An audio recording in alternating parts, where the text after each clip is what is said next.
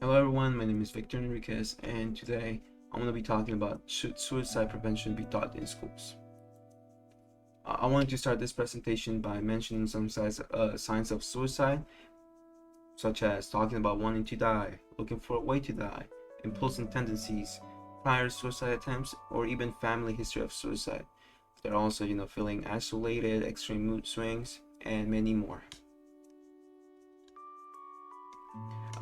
Wanted to show you guys this table, which are the suicide rates in youth adults, pretty much. And these are the 10 leading causes of death. This table is from 2020, so keep that in mind. And suicide is not, it doesn't start showing up from 5 to 9 years old, and is the 10 leading cause. Then it takes a big jump from 10 to 14 years old to the second place, and then it goes back to third place from 15 to 24, and it goes back to second from 25 to 34 years old. So that just gives it as an idea that suicide, it is a big thing, especially from 10 years old all the way to 34 years old. And on my research, I found this video, and it talks about the impact of COVID-19 or the pandemic, especially in the mental health of our students. We want to turn now to the alarming mental health crisis among America's youth that only got worse during the COVID pandemic. A new study by the CDC found about 1 in 5 teens considered suicide early in the pandemic. In tonight's Eye on America, CBS's Lilia Luciano shows us what one school district is doing to save lives. Welcome. In Nicholas Orr's Las Vegas high school classroom, he's teaching more than science. Right where it says add file. I will be the first to tell you, you matter, you are loved, you are never alone. Orr says his students returned from remote learning different. I've had to work with our social workers more times than I can even count, just because so many kids are hurting. And grieving. In the Clark County School District alone, at least 30 students have died by suicide since the pandemic began. Nationwide, the CDC says 44% of America's high school students reported they persistently felt sad or hopeless in the past year. To confront the challenge, the Clark County School District started a weekly social and emotional learning lesson.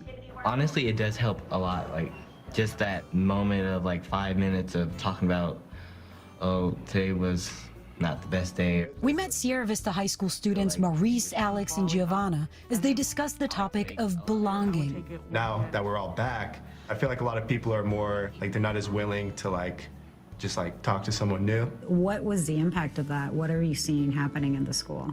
People feeling alone, I guess, like they don't really have that many friends, or they feel like they lost a lot of people. Principal Jessica Lovell brings a therapy dog to school every day and says her teachers know the job takes more than what's required. Well, I think it goes back to that teacher as kind of have to wear different hats. So am I teaching right now? Am I a therapist right now? Am I talking kids down right now? Am I talking about what's happening in the world? So go ahead and do that. Nick Orr knows the consequences of missing the signs of distress. If I didn't see this in my own brother, someone with who I was living with, how am I going to see it in someone that I see for 84 minutes every other day? In August of 2020, Nick's 18-year-old brother Anthony was among those 30 students the district lost to suicide. He had just graduated. He was popular. Yeah, popular. He kept everything hidden and on his phone, he didn't vocalize when he needed help. Saving others is now his mission. We need to take a lot of pressure off kids as far as grades and academics and put more pressure on. All right, so we're going to continue. We want to turn now to the pandemic impact. As in the previous video showed, COVID-19 had a lot of impact in the lives of our students. As we saw, we lost many of them because of suicide. And as we can see on this table, mental health is at the very top of the areas that were impacted, and it goes then by motivation or focus, loneliness, academics, and the list continues to financial, health concerns, grief, or loss of someone. This table also shows that seeking services due to COVID-19.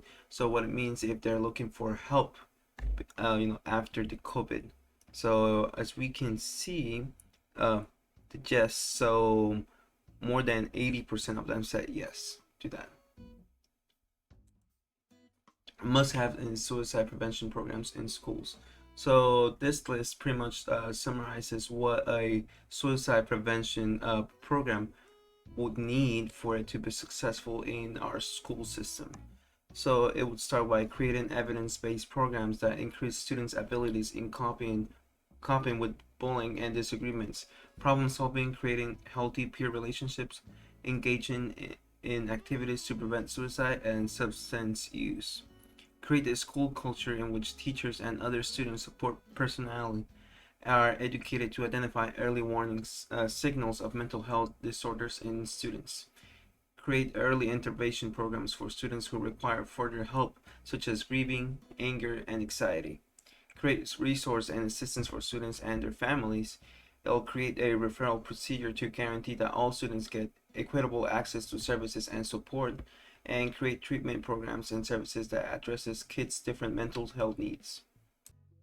Arguments of why schools should not have programs for suicide prevention actually has two main arguments. The first argument is the fact that programs are training the wrong people. What it means by that is that most teachers are not qualified to identify and point out suicide or other types of mental health signs, because even if they take those trainings, that doesn't make them professionals in that area. The second argument is that most of the signs, if not all of them, are just opinions, meaning that if a student has one of these signs, it doesn't mean that they're having a mental health problem. It could be many other reasons not related to mental health problem at all. The benefits of programs in school. Suicide awareness education teaches individuals how to recognize symptoms that someday may be suicidal, how to talk to that person about their feelings, and where to get help. Suicide, contrary to popular belief, is not a personal failing or indication of mental disease, but rather a common human response to harsh environments, variables, and emotional distress. The most effective approaches to less the frequency and intensity of suicide thoughts and feelings are to improve living conditions, increase social connection, and reduce emotional distress. Conclusion. Suicide and mental health is something that schools need to be prepared for the students is in need, especially after the effect of COVID-19. Investing in initiatives that improve health and help to avoid substance abuse and suicide is needed. Supporting the school's initiatives aimed at improving students' mental health are the first steps if the schools don't have a proper suicide intervention program active. If you need help or you know someone that needs help, here are some resources that might be useful. If you want to talk to someone, here is the phone number 1-800-273-TALK, or if you prefer texting, here's text talk to 74-1741. Here are some other resources. So if you need this or you know someone that might need this, feel free to grab this information. Thank you.